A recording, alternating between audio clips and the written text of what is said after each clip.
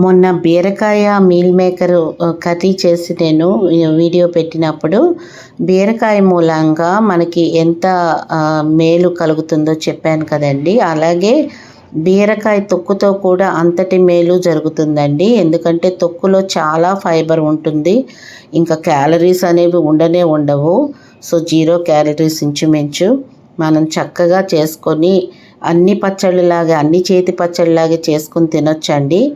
ఇందులో ప్రత్యేకించి నేను చిన్న కొబ్బరి ముక్క వేశాను. ఎక్కువగా వేస్తే కొబ్బరి రుచి డామినేట్ చేస్తుందన్నమాట. అందుకని మనం చిన్న ముక్క వేసుకుంటే చాలండి, రుచి వస్తుంది. అలాగే వేరుశనగ గుళ్ళు వేశాను.